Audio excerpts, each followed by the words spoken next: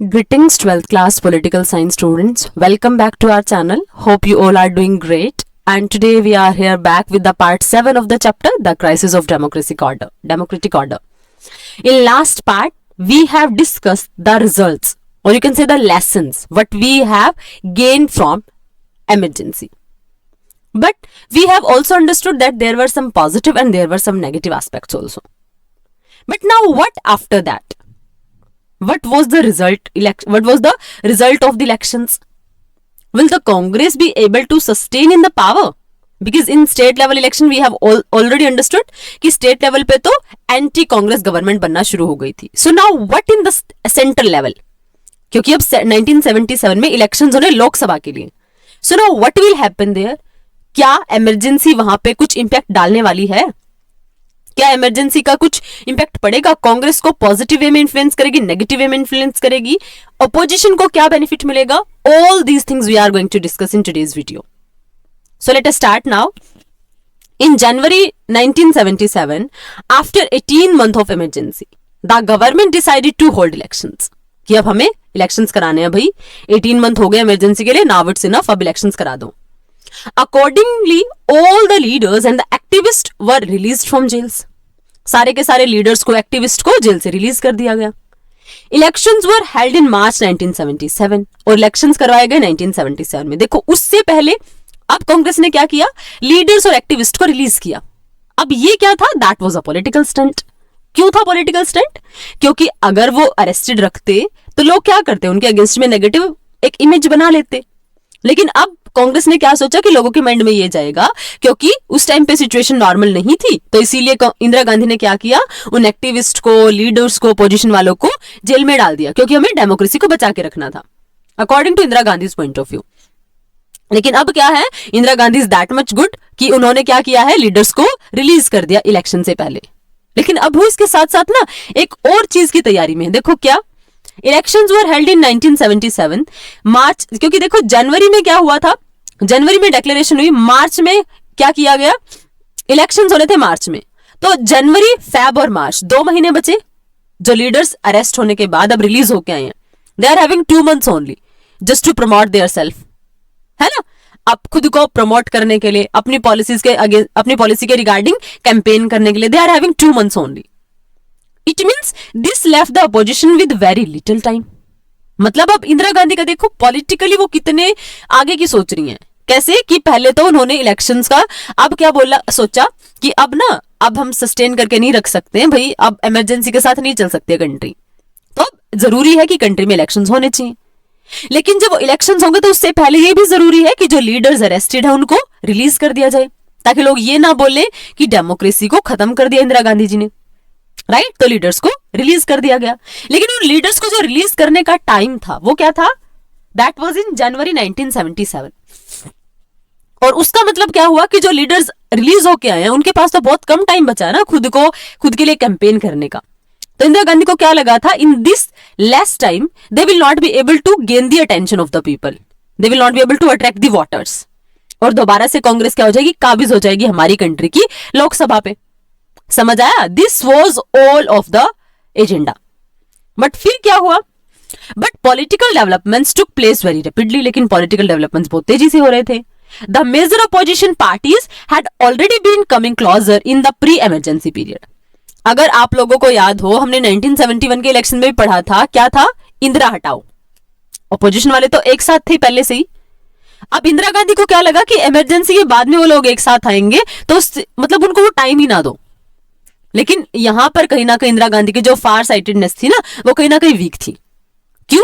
क्योंकि लोग तो पहले से ही एक साथ आ गए हैं, अपोजिशन वाले एक साथ आ गए हैं, वो प्री इमरजेंसी पीरियड से एक साथ हैं. Now they came together on the eve of the elections and formed a new party known as Janata party. सारे एक साथ आए और क्या बना दी? एक नई पार्टी बना दी जिसको बोलते हैं Janata party.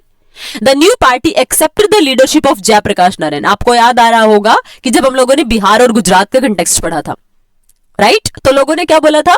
That we are having Jayaprakash Narayan as the alternative of Indira Gandhi. याद आ रहा है? क्योंकि वो एक्टिवली पॉलिटिक्स में पार्टिसिपेट नहीं कर रहे थे, बट जब लोगों ने इंसिस्ट किया तो उन्होंने क्या बोला है? पूरा का पूरा एक तो क्या होगा? एक तो बिल्कुल नॉन वोलेंस पर बेस्ड होगा, और दूसरा क्या होगा कि ये जो लीडरशिप होगी I will be taking it, कि जब हमारी कंट्री में सब कुछ पीसफुल तरीके से चलेगा, राइट, क्योंकि वो कैपिटलिस्ट के अगेंस्ट थे। तो अब क्योंकि और उस सिनेरियो के बाद जो बिहार और गुजरात का सिनेरियो था, उसके बाद कहीं ना कहीं जयप्रकाश नारायण की पॉपुलैरिटी बहुत ज्यादा इंक्रीज हो गई थी। तो इसीलिए अब अपोजिशन को क्या लगा कि yes now it's the time कि हम क्या करें, हम इसको एज अ पॉलिटिकल स्टंट हम भी यूज कर लें। तो उन्होंने क्या कर दिया, उन्होंने जयप्रकाश नारायण को एक्सेप्ट कर लिया अपना leader. Some leaders of the Congress who were opposed to the emergency also joined this new party. अब देखो कांग्रेस में ही हम लोगों ने पहले देखा कि कांग्रेस में डिवीजन होना शुरू हो गया था, कांग्रेस और कांग्रेस आर तो आपकी ऑलरेडी बनी हुई थी, राइट। लेकिन फिर क्या हुआ, कुछ लोग ऐसे भी तो होंगे ना कांग्रेस के अंदर ही जो अब इंदिरा गांधी के इस डिसीजन से खुश नहीं थे, इमरजेंसी वाले डिसीजन से, but even then they were not able to speak, क्योंकि पार्टी अब इंडिविजुअल सेंट्रिक बन चुकी थी। बट अब उन लोगों के पास क्या था, उन लोगों के पास एक ऑप्शन था कि अब वो क्या कर सकते हैं, कांग्रेस एंटी कांग्रेस पार्टीज को ज्वाइन कर सकते हैं। समझ आया। अब यहाँ पे देखो इस साइड आपको मोरारजी देसाई दिख रहे हैं, ये भी बहुत इंपॉर्टेंट लीडर हैं।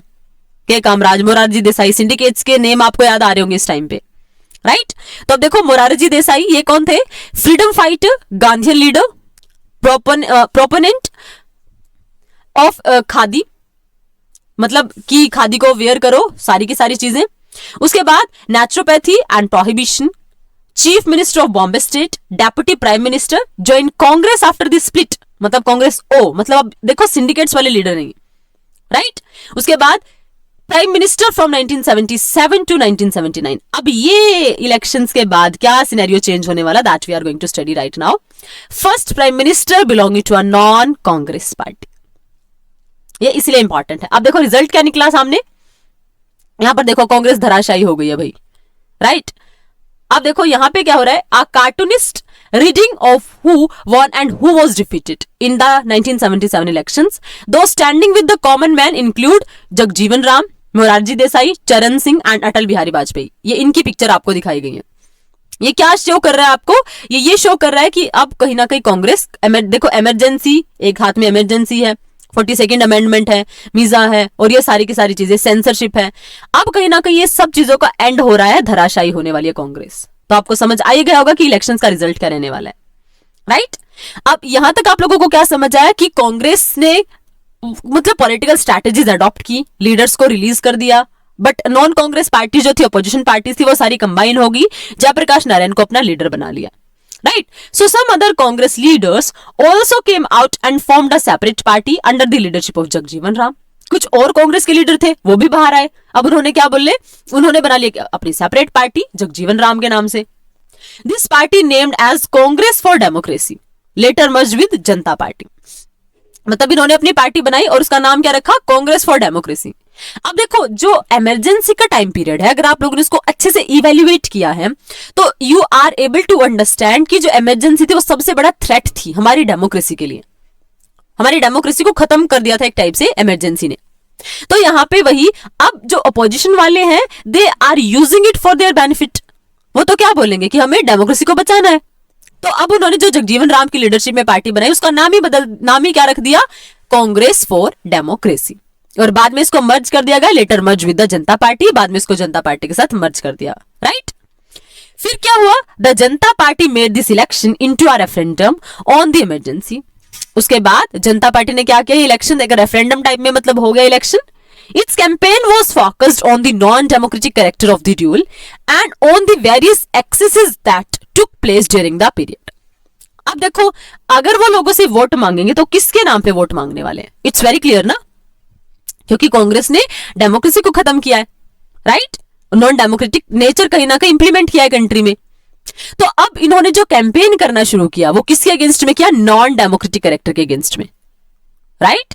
और जो एक्सेस कहीं ना कहीं बहुत ज्यादा एक्सेस कंट्रोल हो गया था उस पीरियड में anti Congress anti democratic elements का, तो उसके अगेंस्ट में इन लोगों ने कैंपेन करना शुरू कर दिया।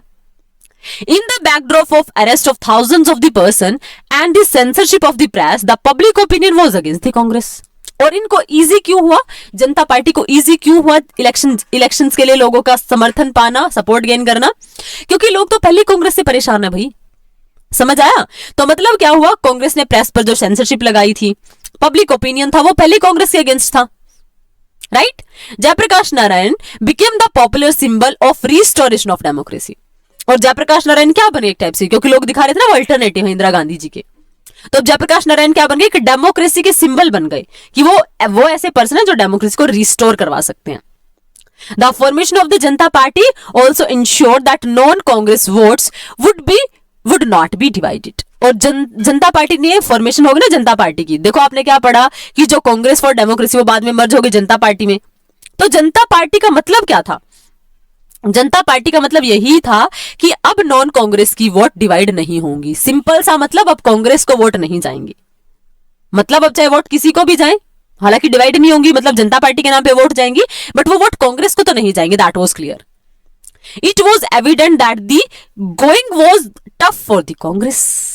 इट मींस ये इस बात का प्रूफ था that yes this time is going to be very typical, very tough for the Congress party, and they had to pay, क्योंकि उन्होंने इतना एक टाइप से एट्रोसिटी की है, तो दे विल हैव टू पे फॉर दैट। अगर डेमोक्रेसी होने के बाद भी आप ऐसा सिस्टम अडॉप्ट कर सकते हो, इंप्लीमेंट कर सकते हो, तो of course people will throw you out of the power, that is very clear, right? So yet the final result took everyone by surprise। मतलब क्या हुआ, जब रिजल्ट आया इलेक्शन का तो हर कोई सरप्राइज था। और सरप्राइज क्यों था, क्योंकि देखो अब तक आपने इलेक्शंस के रिजल्ट में क्या देखा कि हर बार कांग्रेस काबिज हो जा रही है हमारी रूलिंग सीट पे, हर बार कांग्रेस की गवर्नमेंट बन रही है, राइट। मतलब इंडिपेंडेंस से लग जाओ, अब तक सभी को ना एक टाइप से एक हैबिट हो गई थी कांग्रेस को रूलिंग पार्टी की फॉर्म में देखने की, राइट। मतलब देखो चाहे इंदिरा हटाओ कितने भी स्लोगन लगे, बट इवन देन क्या था, Indira Gandhi was able to sustain. लेकिन यहां पे जो रिजल्ट के इलेक्शन थे, जो रिजल्ट था इलेक्शन का, वो बहुत ज्यादा सरप्राइजिंग था। क्यों? For the first time since independence the Congress party was defeated in the Lok Sabha elections. मतलब पहली बार ऐसा हुआ कांग्रेस पार्टी लोकसभा के इलेक्शन हार गई। स्टेट्स में तो होता आया, कोई बात नहीं, स्टेट में चलेगा, बट सेंट्रल लेवल पे इलेक्शन हार जाना, समझ आया। मतलब इसलिए कहीं ना कहीं मान लो कि 1975 की इमरजेंसी ने कांग्रेस की पोजीशन को खत्म कर दिया, और पहली बार हुआ कि कांग्रेस पार्टी हार गई लोकसभा का elections. The Congress could win only 154 seats in the Lok Sabha, और कांग्रेस को सिर्फ कितनी सीट्स मिली, 154 seats. Its share the popular votes fell to less than 35% seat, 35%। और देखो आप लोगों ने क्या देखा था, जब 1971 का इलेक्शन हुआ तो हमने क्या पढ़ा था कि सबने जोर लगा लिया इंदिरा हटाओ इंदिरा हटाओ, बट इंदिरा गांधी ने क्या स्लोगन दिया, गरीबी हटाओ। और फिर हमने क्या देखा कि इतनी वोट्स कभी नहीं मिली, इतनी सीट्स कभी नहीं मिली थी इंदिरा गांधी को, इतना पॉपुलर सपोर्ट जितना उन इलेक्शंस में मिला। बट यहां पे कंप्लीटली ऑपोजिट हो गया कि सबसे लेस सीट्स मिली यहां पर कांग्रेस को, और जो वोट्स का पॉपुलर वोट का शेयर था वो कितना, बस 35% लोगों ने वोट किया, right. Janata Party and its allies won 330 out of 542 seats in the Lok Sabha. और जनता पार्टी और उसकी अलाइज जो क्या कर रही थी, लोगों को एक फ्रेम में करने की कोशिश कर रही थी, लोगों के आइडियाज को सिमिलर वे में कन्वर्ट करने की कोशिश कर रही थी, एंटी कांग्रेसिज्म लेके आ रही थी। उनको कितनी सीट्स मिली, 330, 542 सीट्स में से। जनता पार्टी इटसेल्फ वॉन 295 एंड दस एंजॉयड अ क्लियर मेजॉरिटी। यहां सिनेरियो पूरा चेंज हुआ, क्योंकि पहली बार कोई ऐसी पार्टी आई थी कांग्रेस के अलावा जिसके पास फुल मेजॉरिटी थी, समझ आया। मतलब 295 सीट्स आई और उसके पास क्लियर मेजॉरिटी थी, right. In north India it was a massive electoral wave against the Congress. North India में क्या हो रहा था, नॉर्थ इंडिया में ये हो रहा था क्योंकि हम लोगों ने क्या पढ़ा, सबसे ज्यादा एट्रोसिटीज कहां पर हुई थी, सबसे ज्यादा प्रॉब्लम्स हुई भी नॉर्थ इंडिया में थी। इसलिए नॉर्थ इंडिया में क्या होगा, नॉर्थ इंडिया के लोग ज्यादा प्रोटेस्ट भी करेंगे, समझ आया। तो नॉर्थ इंडिया के लोग अगेंस्ट थे कांग्रेस के। So the Congress lost it every constituency in Bihar, Uttar Pradesh, Delhi, Haryana and Punjab, and could not win one seat each in Rajasthan and Madhya Pradesh. मतलब बुरी तरीके से हार गई। क्या एवरी कॉन्स्टिट्यूएंसी, सारी की सारी कॉन्स्टिट्यूएंसीज में, बिहार में भी हार गई, उत्तर प्रदेश में भी हार गई, दिल्ली में भी हार गई, हरियाणा में भी हार गई, पंजाब में भी हार गई, and could not win only seat, only one seat, ना तो राजस्थान में ना मध्य प्रदेश में एक भी सीट नहीं मिल पाई। ऐसी खराब हालत हो गई, ऐसी खस्ता हालत हो गई। Indira Gandhi was defeated from Raebareli as was her son Sanjay Gandhi from Amethi. मतलब अब जो सबसे इंपॉर्टेंट लीडर्स थे, अब देखो इंदिरा गांधी इलेक्शन हार रही हैं, तो किससे एक्सपेक्टेशन होगी, राइट। तो इंदिरा गांधी बरेली से इलेक्शन हार गई, और उसके बाद जो उनके सन थे संजय गांधी, वो अमेठी से इलेक्शन हार गई। तो ये रिजल्ट का मतलब ये इलेक्शन में उसका रिजल्ट निकला, राइट। बट फिर क्या हुआ, but if you look at the map showing the result of the election you will notice that Congress did not lose election all over the country. अब देखो यहाँ पे आपको मैप दिख रहा है ना, यहाँ पे देखो आपको इंडियन नेशनल कांग्रेस, यहाँ पर भी येलो कलर है, यहाँ पर भी साउथ इंडिया में बहुत अच्छी तरीके से येलो कलर आपको दिख रहा है, नॉर्थ इंडिया में आसाम अरुणाचल कुछ पार्ट्स में आपको क्या दिख रहा है, कहीं ना कहीं दिख रहा है, राइट। तो अब देखो कहीं ना कहीं आप लोगों को क्या समझ आया कि जो इलेक्शन का रिजल्ट आया, कांग्रेस हर एक जगह नहीं हारी है, पूरी कंट्री में नहीं हारी है। It retain many seats in Maharashtra, Gujarat, Odisha and virtually swept through the southern states, है ना। आप देखो क्या हुआ यहां पे इस साउथ इंडिया में आपको क्या देखने को मिल रहा है, दिख रही है ना कांग्रेस। अदर्स देखो, अदर्स है लेकिन लार्ज स्केल पे आपको येलो कलर देखने को मिल रहा है, कहीं कहीं ग्रीन है। ग्रीन क्या है, जनता पार्टी। देखो अब जनता पार्टी बहुत लार्ज स्केल पे फैल गई है, यहाँ भी और यहाँ भी, पूरे नॉर्थ इंडिया में, राइट। तो यहाँ पे आप लोगों को क्या समझ आया, यहाँ पे साउथ इंडिया में मतलब कुछ ना कुछ सदर्न स्टेट्स को कांग्रेस ने कैप्चर किया। There were many reasons for this. To begin with, the impact of emergency was not felt equally in all the states. अब देखो आप लोगों के दिमाग में क्वेश्चन जरूर आना चाहिए कि अगर इमरजेंसी की पोजीशन इतनी ज्यादा खराब थी तो फिर इलेक्शन कैसे जीत पाई इंदिरा गांधी कुछ पर्टिकुलर स्टेट्स में। मतलब नॉर्थ इंडिया तो साफ हो गई, वो नॉर्थ इंडिया से साफ, but even then south India में वो सीट्स जीतने में सक्सेसफुल है। तो इसका क्या रीजन था, आपके दिमाग में आना चाहिए ना क्वेश्चन। तो इसका रीजन ये था क्योंकि देखो अगर आप लोग कनेक्ट करके चीजों को स्टडी करोगे ना तो कहीं ना कहीं आप उस चीजों को लर्न कर पाओगे। देखो जैसे आप ग्रीन रेवोल्यूशन पढ़ते हो, आप लोगों ने पढ़ा होगा ग्रीन रेवोल्यूशन, हम लोगों ने पढ़ा था डेवलपमेंट वाले चैप्टर में, है ना, प्लान डेवलपमेंट वाले चैप्टर में। तो वहां पे क्या था, हम लोगों ने फील किया कि जो कुछ ऑलरेडी स्टेट्स है ना प्रॉस्पिरियस, उन लोगों को एक्स्ट्रा हेल्प दे दी गई। और उसका इंपैक्ट क्या हुआ था ग्रीन रेवोल्यूशन का कि कुछ स्टेट जो ऑलरेडी प्रॉस्पिरियस थे वो और प्रॉस्पिरियस हो गए। समझ आया, मतलब ग्रीन रेवोल्यूशन का इंपैक्ट पूरी की पूरी कंट्री पे नहीं था, राइट, समझ आया। और सेम सिचुएशन यहां पर हो रही है, कैसे कि हमारी पूरी की पूरी कंट्री पे इमरजेंसी की सिचुएशन नहीं है। इमरजेंसी का उतना मतलब इमरजेंसी है, बट जो जितना एडवर्स इफेक्ट नॉर्थ इंडिया पे ना, जितना बुरा इफेक्ट नॉर्थ इंडिया पे है उतना साउथ इंडिया में नहीं है।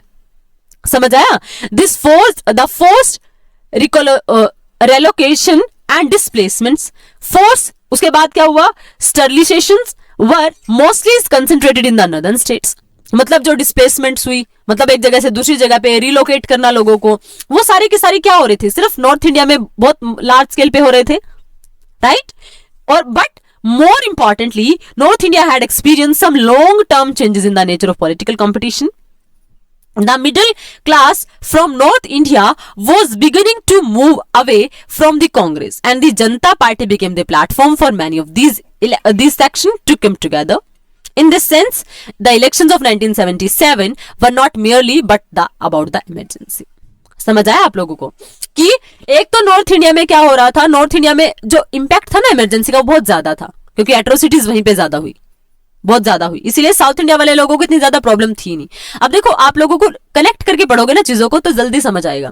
देखो जैसे आप लोगों ने फार्मर लॉ के बारे में पढ़ा होगा, सुना होगा, तो जो फार्मर लॉ है, फार्मर प्रोटेस्ट था, उसके फार्मर लॉ के बारे में, फार्मर जो प्रोटेस्ट हुआ वो अगर आप क्लियरली विजुअलाइज करते हो ना तो आपको दिखेगा कि वो नॉर्थ इंडिया में बहुत ज्यादा था। पंजाब हरियाणा के फार्मर बहुत लार्ज स्केल पे प्रोटेस्ट कर रहे थे, बट वो सेम प्रोटेस्ट साउथ इंडिया से नहीं था, राइट। क्यों नहीं था, क्योंकि वहां पे फार्मर्स के पास इतनी लार्ज स्केल पे लैंड्स है ही नहीं, तो प्रोटेस्ट क्यों करेंगे, राइट। तो यहां पर भी सेम सिचुएशन है, जो एट्रोसिटीज थी वो नॉर्थ इंडिया में ज्यादा थी, तो इसलिए साउथ इंडिया पर इतना नेगेटिव इंपैक्ट पड़ा ही नहीं।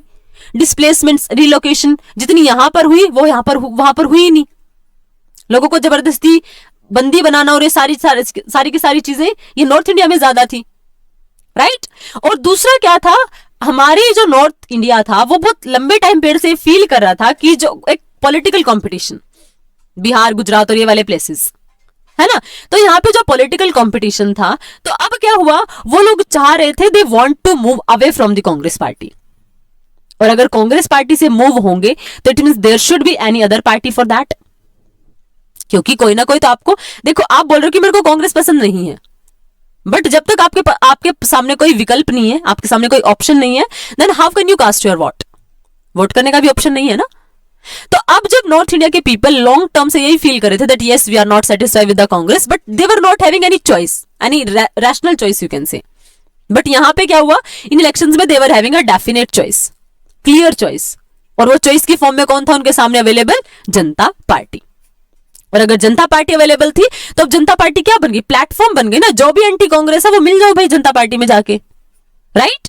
तो मतलब यहां से क्या हुआ? यहां से हमारी कंट्री का सिस्टम ऐसा होना शुरू हो गया कि जनता पार्टी एक प्लेटफॉर्म बन गई उन सारे के सारे लोगों के लिए जो एंटी कांग्रेस सेंटीमेंट से कहीं एक जगह पे कलेक्ट होना चाह रहे हैं, राइट? और ऐसा हुआ क्यों?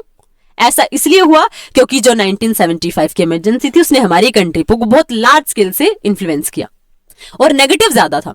तो नेगेटिव ज्यादा था तो अब लोगों के सामने चॉइस की फॉर्म में अवेलेबल थी पार्टी, राइट? अब जब चॉइस की फॉर्म में अवेलेबल थी तो दैट वाज जनता पार्टी। और जनता पार्टी थी तो ऑफ कोर्स इलेक्शन कौन जीतेगी? जनता पार्टी इलेक्शन जीतेगी और जनता पार्टी गवर्नमेंट भी बनाएगी। लेकिन जो ये रिजल्ट जो निकला, क्या आप मान सकते हो कि अपोजिशन की पॉपुलैरिटी इंक्रीज हुई थी? क्या कुछ ऐसा उन लोगों ने कर दिया था कि जिससे उनकी पॉपुलैरिटी इंक्रीज हो? हैंस एंड लार्ज जो ये इंपैक्ट था, ये जो इलेक्शन का रिजल्ट आया ना, it was a clear cut impact of emergency only, nothing else. क्योंकि देखो इंदिरा गांधी के अगेंस्ट तो स्लोगन पहले भी लग चुके हैं ना, इंदिरा हटाओ 1971, but even then Indira was able to sustain ना। बट यहां पे पोजीशन क्यों खराब हुई? यहां पे सिचुएशन इसलिए खराब हुई क्योंकि इमरजेंसी की वजह से कंट्री बहुत ज्यादा खराब सिचुएशन में चली गई। हम लोगों ने पढ़ा था कि पहले कंडीशन बहुत ज्यादा खराब थी, इकोनॉमिकली प्रॉब्लम थी, राइट? वॉर हो रहे थे, मिलिट्री के ऊपर बहुत ज्यादा खर्च हो रहा था, एसेंशियल कमोडिटीज के प्राइसेस बहुत ज्यादा हाई हो रहे थे, तो कंट्री पहली प्रॉब्लम में है। अब जब पहली प्रॉब्लम है तो ऊपर से गवर्नमेंट ने इतने रेस्ट्रिक्शंस लगा दी, इमरजेंसी इंपोज कर दी, प्रेस की फ्रीडम स्नैच कर ली। यहां पर जो कहीं ना कहीं डिक्टेटर वाली फॉर्म आप लोग देख पा रहे हो ना इंदिरा गांधी की, स्पेशली क्योंकि पार्टी कन्वर्ट हो रही थी इंडिविजुअल सेंट्रिक, है ना? तो वहां उसका इंपैक्ट क्या हुआ? उसका इंपैक्ट ये हुआ कि उस वजह से, इमरजेंसी के इंपैक्ट की वजह से कांग्रेस की पॉपुलैरिटी खत्म हुई। और जब पॉपुलैरिटी खत्म हुई तो इसका एडवांटेज किसको मिला? इसका एडवांटेज मिला जनता पार्टी को, राइट? तो clearly it is visible from the result of the election कि ये वाला जो इलेक्शन था, this was nothing else but this was about all about emergency only. ये सारा का सारा किसका इंपैक्ट था? ये सारा का सारा इंपैक्ट था इमरजेंसी का, 1975 का, राइट? आई होप यहां तक आपको कंप्लीटली क्लियर है। अब क्या होगा? अब जब भाई बात समझ आ गई है ना, खुश हो जाओ सब, क्योंकि क्या बन गई? जनता पार्टी गवर्नमेंट हम लोगों ने बना दी फाइनली। लेकिन अब जनता पार्टी की गवर्नमेंट आएगी तो क्या क्या चेंजेस होंगे? गवर्नमेंट, अब कांग्रेस भी ऐसे तो नहीं बैठेगी ना, हाथ पे हाथ रख के नहीं बैठेगी। That will definitely, Congress party will definitely try something कि वो इनको कैसे भी करे बट पावर से बाहर निकाल दे। समझ आया? तो अब देखो फिर क्या होगा। अब देखो प्रॉब्लम क्या होना शुरू हो गया। प्रॉब्लम ये होगी कि अब सारे लोग कंबाइन तो हो गए, जनता पार्टी ने गवर्नमेंट तो बना दी, लेकिन अब क्वेश्चन ये आएगा कि प्राइम मिनिस्टर कौन बनेगा। अभी देखो आप लोगों ने पहले भी पढ़ा था हम लोगों ने कि पॉलिटिकल पार्टीज ना एक साथ कंबाइन तो आ जाती हैं क्योंकि उनका ऑब्जेक्टिव हमेशा से ये था कि कांग्रेस को हटाओ, लेकिन कांग्रेस को हटाने के बाद का विजन तो क्लियर नहीं है ना। और यहां पर भी वही होने वाला है कि जब जनता पार्टी गवर्नमेंट बनेगी तो now who will be the prime minister, क्योंकि अब फिर कन्फ्लिक्ट्स होंगे। उस कन्फ्लिक्ट का बेनिफिट अब किसको मिलेगा और कैसे फिर पॉलिटिकल सिनेरियो चेंज होगा, that we will discuss in next video. I hope till here everything is completely clear to all of you. I think chapter is quite interesting and you are able to understand it if you are listening only then you are able to understand, right? So try to understand everything. We will meet in next video with Janta government. Till then, keep learning, keep revising and stay connected. Thank you. Thanks a lot.